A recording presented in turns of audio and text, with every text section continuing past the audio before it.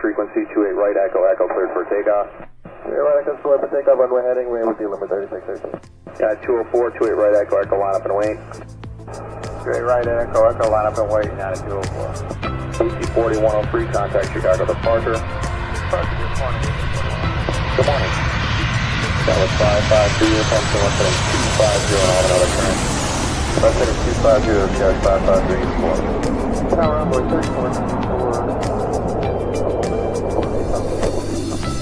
3494 for now, stand November short of Echo Echo, and we'll work that out. You can expect the full length for departure.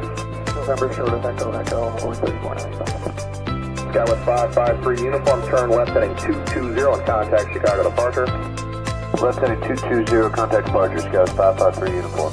United 204, flighting 270, 28 right, Echo Echo, cleared for takeoff. Okay, 28 right, and Echo Echo, cleared for takeoff, heading 270, United 204.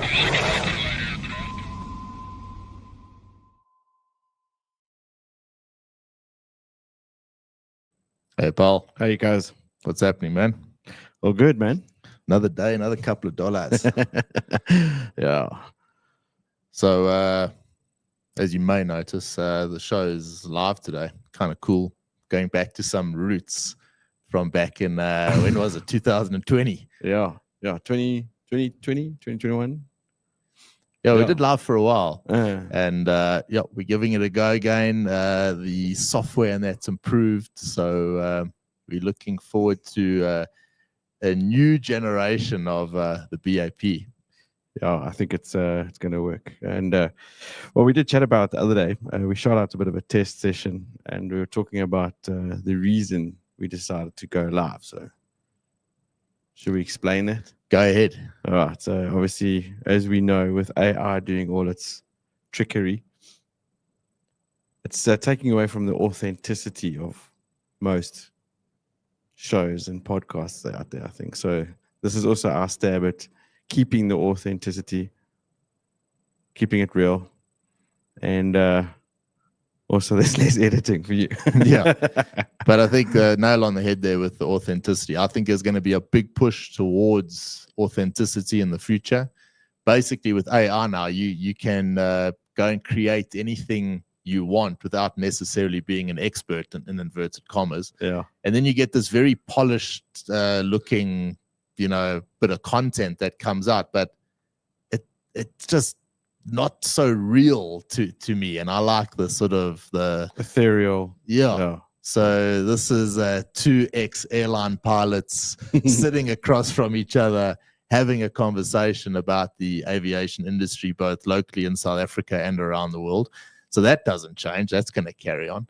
Yeah. But yeah, I'm actually enjoying the whole live thing. But yeah, let's jump into it, bro. So big news, obviously. This week is, well, not just this week. I suppose it's been the whole, for the past couple of years, more so the last few months, South African pilot exodus warning. So trade union solidarity, and this one more focused on FlySafair, but I suppose it's prevalent through the whole industry here in South Africa. Trade union solidarity negotiating with FlySafair to improve pilot working conditions. They believe the current conditions, especially a new rostering system, may cause skilled pilots to leave. Solidarity emphasizes the need for better salaries and a work-life balance. FlySafair defends its rostering system, claiming it's industry standard, basically. The airline is open to discussions and aims to ensure pilot well-being while maintaining operational success. So we jump on a bit of a conversation there. You and I have both flown in an airline environment. Your roster is kind of a big deal when it comes to your work-life balance.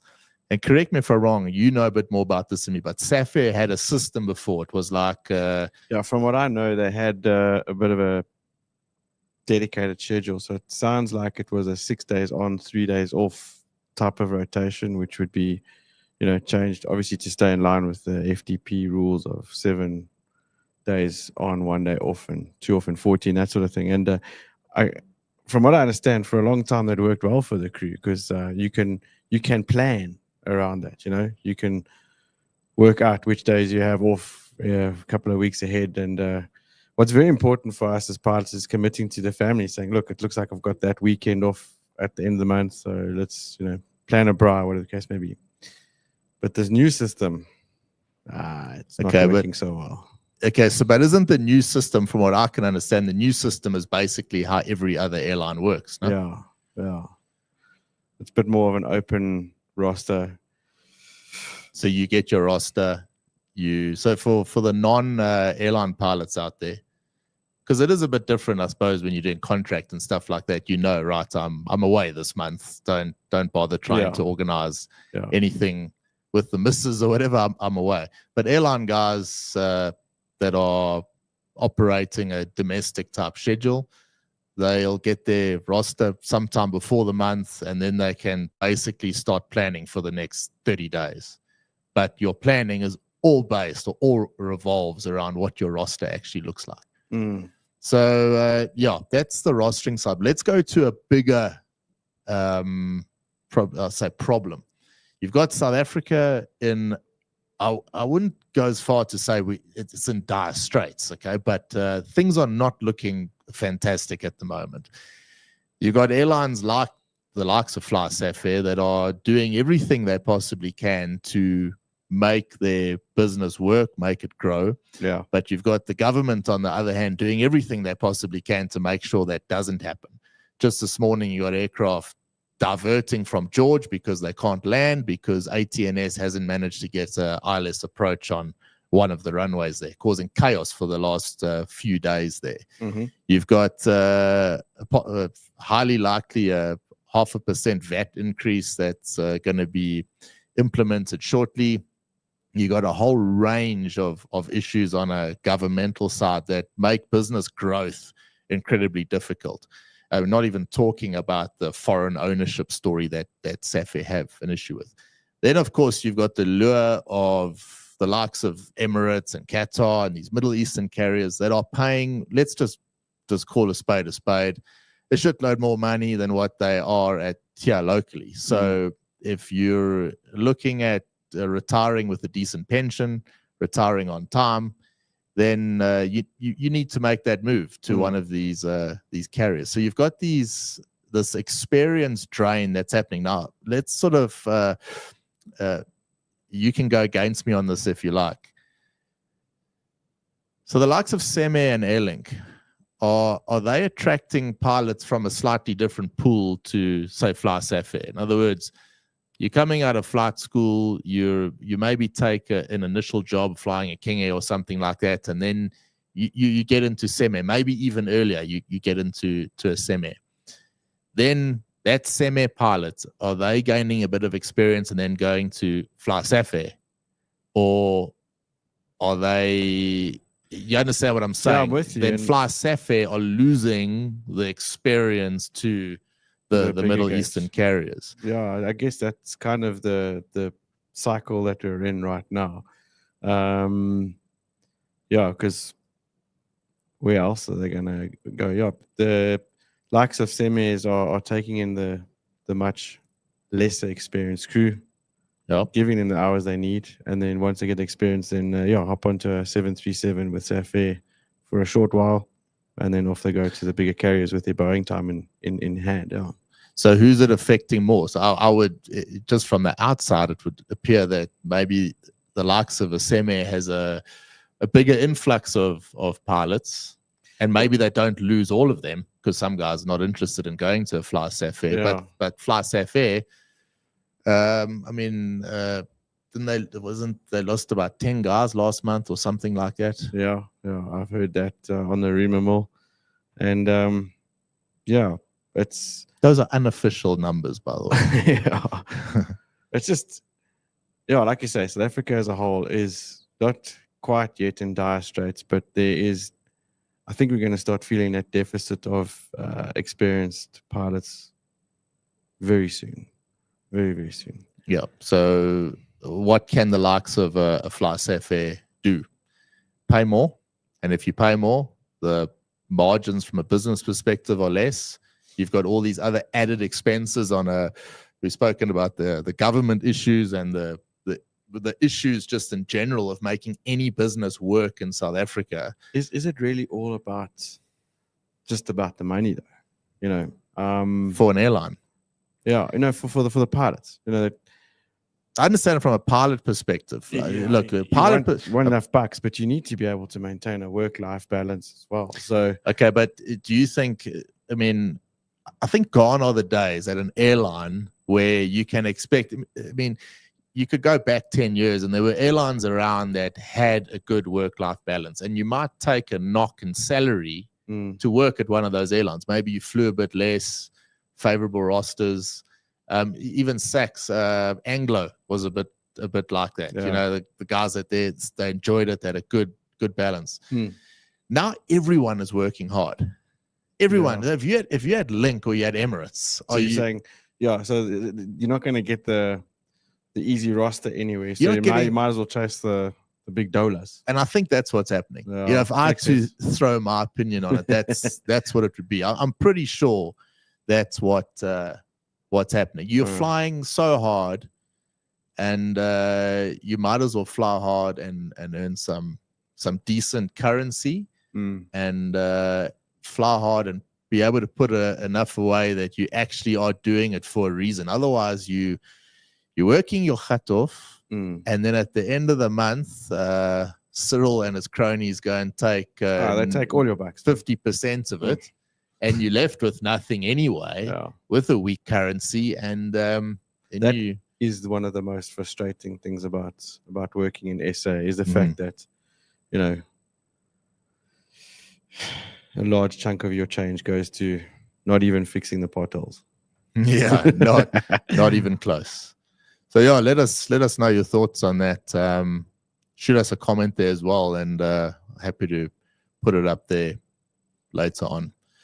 In staying in South Africa for the time being, ATNS boss put on a precautionary suspension. The CEO of ATNS has been placed on suspension. The decision follows an investigation ordered by Transport Minister Barbara Creecy into ATNS's ops. The investigation revealed serious issues within ATNS and South Africa's air traffic services. Sorry. That's the understatement of the century, by the way. The CEO's been there since 2022. ATNS has been struggling with staffing shortages and unreliable navigation systems. Yeah, they've got a new acting CEO in there at the moment. Can it make any difference? It never makes any difference. Well, unfortunately, it just doesn't. It just seems to don't want to be negative, but it does seem to get worse year on year. And like this morning, I mean, the operations in and out of George, people must understand, non-aviators must understand that, you know, flying an ILS approach down to minimums and bad weather, you know, gusty conditions, it's a challenge for anyone. It's a challenge that pilots are very used to taking. They train for it, and I would say the risk is very low. However, it's still a challenge, and it's difficult. Now you throw in another factor, which basically you can't even approach from the preferred side because the wind is so strong. So you're forced to try and fly a visual approach when you're not really visual. And it's just a Swiss cheese situation lining up. So it's not even just a case of, it's a pity for the airlines or it's hard for the pilots. It's actually, ATNS's job is to make sure that, you know, those approaches are there so that the paying public can be flown on a safe approach by a really good airline. Now what's happening is they're just saying, okay, look, we're not going to do our job, so we're going to make sure the pilots must just make sure they do their job properly. Yeah, I think it is unfair on the crew, actually, because the guys and girls are flying, you know, max FDP on their rosters in challenging weather conditions, and you go and throw those approaches, all those approach challenges on top of it. Yeah, too many holes in the Swiss cheese going to line up there. Yeah, it's not good, and I don't see it changing. I don't see it changing anytime too soon. So ATNS is also a government-owned Yeah, of course, man. enterprise. Eh? 100%. Yeah. Government-owned enterprises are not having a good run of it. And there's no American aid money coming in to save the day either. Yeah. An alarming video there. I don't know if you saw in the States, American Airlines 737 caught fire at Denver. After an emergency landing, passengers were evacuated onto the wing of the burning plane. FAA is investigating, some passengers taken to hospital. So American Airlines having a rough ride of it at the moment. But yeah, from what I read on that story, they had picked up the engine issues in flight, managed to land, caught fire on the ground, but everyone evacuated safely. It was well handled. It was well handled in the end, but you don't like to see it anyway. Yeah. Any form of fire in aviation is Scary, actually. Scary. Rather avoid. Quite a cool other interest is paddle your own canoe. Do you follow? I've heard about it. It's aviation news source. They're excellent.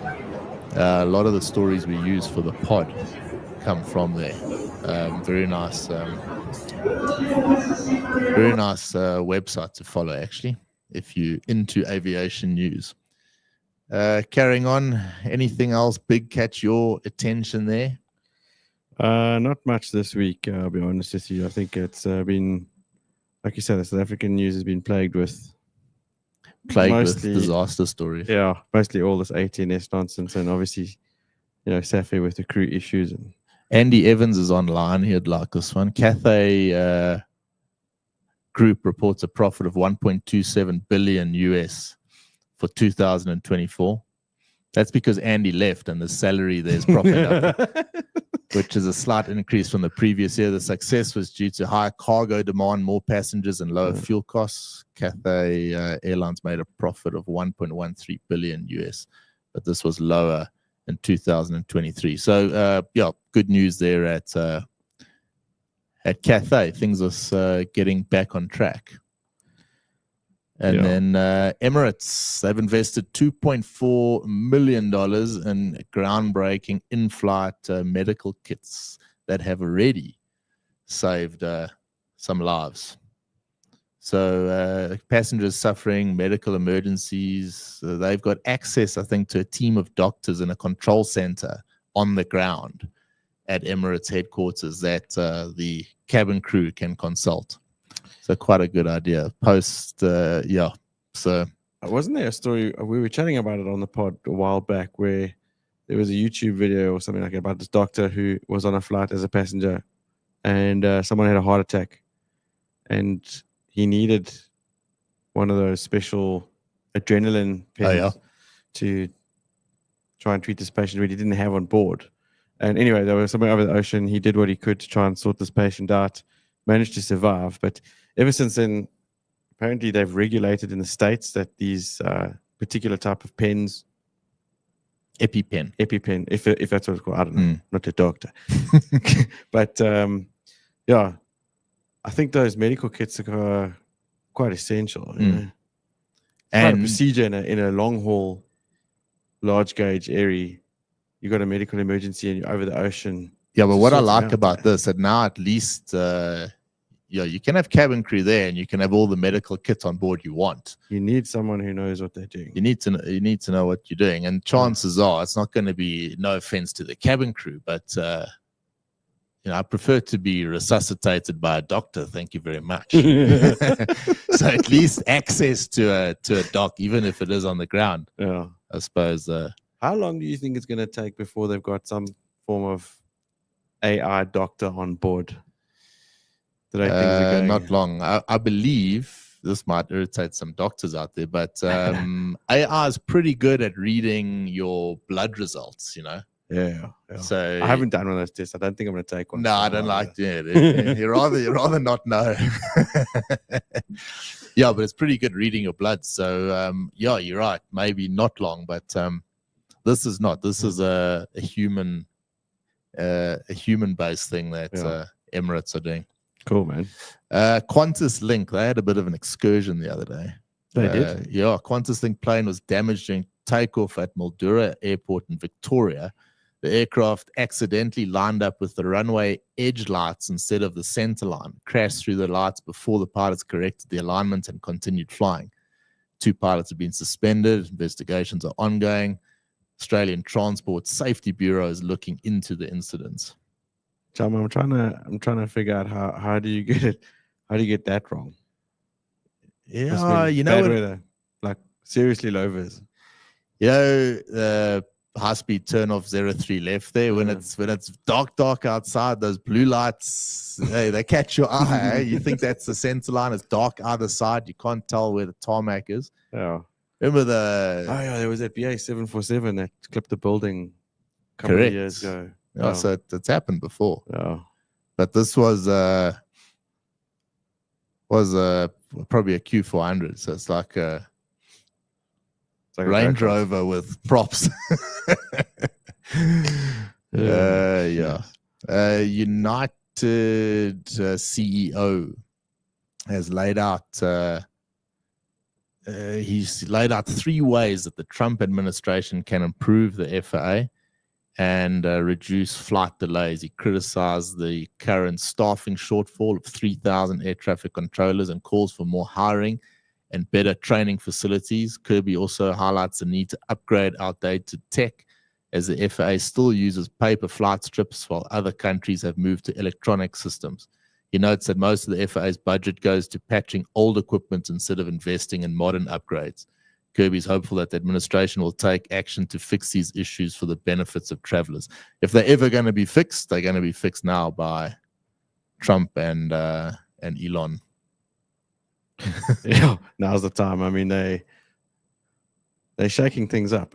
It's pretty funny that they're still using those paper strips. I would have thought those were long gone. I'm sure they would have ditched that ages ago. I've seen images of I'm sure they've got some digital fancy versions. Yeah, I'm sure, but probably not their whole network, you know. Yeah.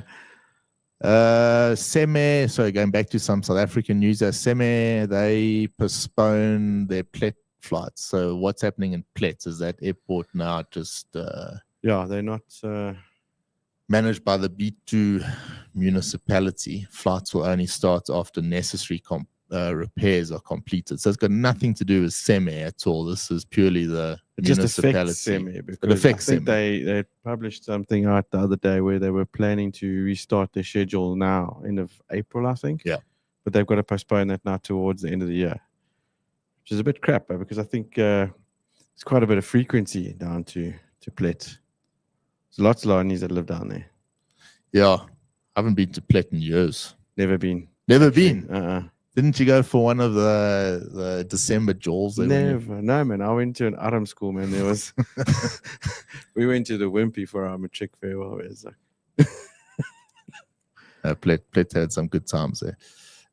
American Airlines is getting managers out from behind their desks and into airport terminals.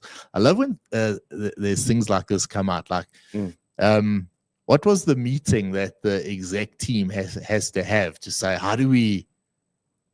It's like your boots on the ground story. Yeah. I'm just thinking about this. Y'all got to get your fat asses out of the office and into the terminal. So the high level managers, they've got their high-vis vests on. And they're working in the airport there to see what it's all about.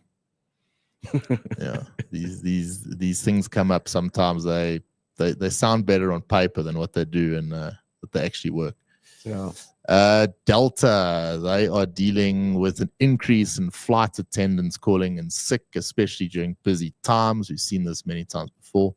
Situations making the airline nervous, prompting management to urge staff to return to work. Delta plans to increase the number of flight attendants on standby to fill last-minute gaps. However, the Association of Flight Attendants claims the airline's policies are to blame for the issues and criticizes management's approach.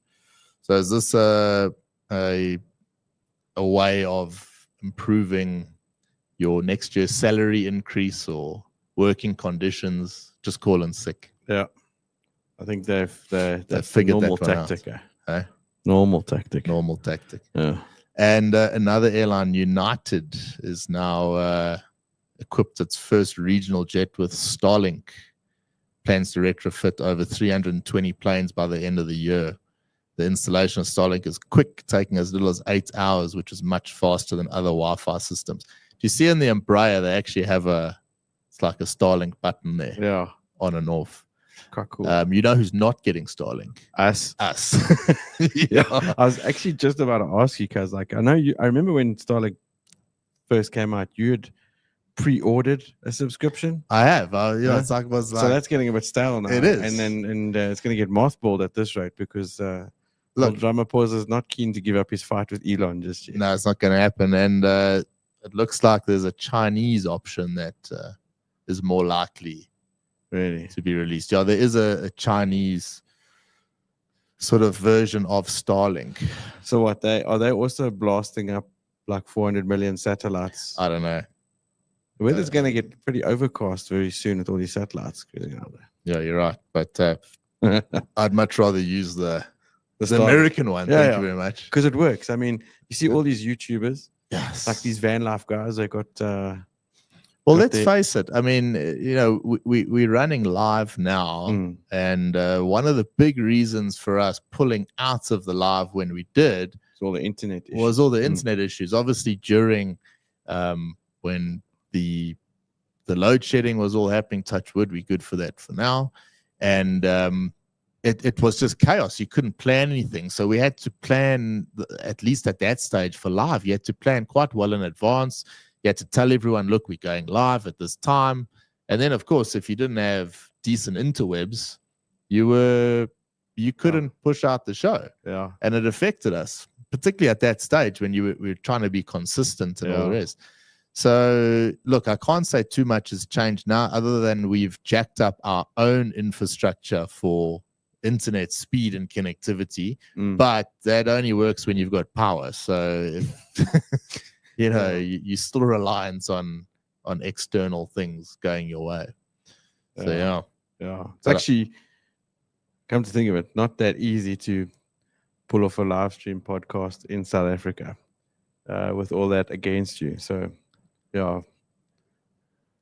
Let's just jump to a couple of comments here. Oh, nice to have our comment section back. Yako, how's it? Yeah, it was Yaku's birthday yesterday. So happy birthday, Yaku. And Happy birthday, Yaku. Yaku is a long time Patreon as well. yeah. On the he's on the higher Patreon subscription as well.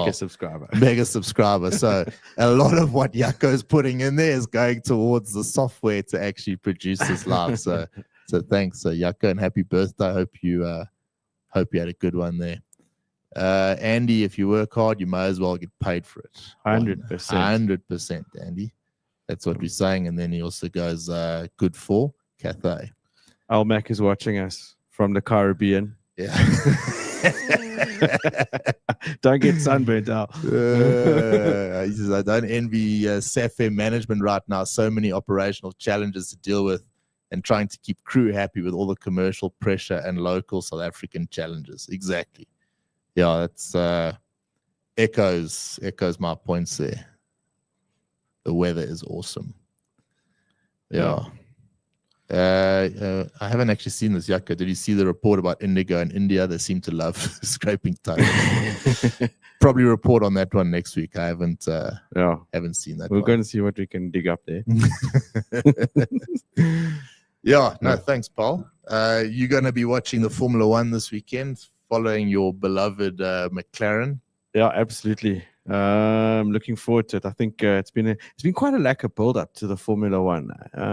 Because it starts so flipping late in the year. Yeah, I'm in need of my December holiday already. Flipping on, man.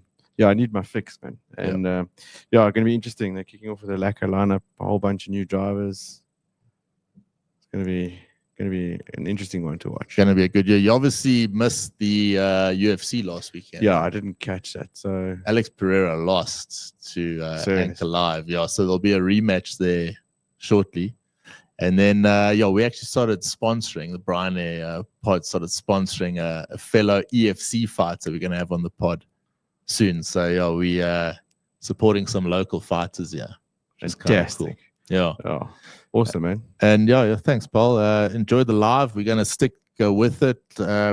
Just to let everyone know from a housekeeping perspective here, the ideal thing would be to go live at certain times every week. You guys know where to find us. Unfortunately, the reality of my life, work life, and our work-life balance that we're speaking about, we will be pushing out a show every week, at least one.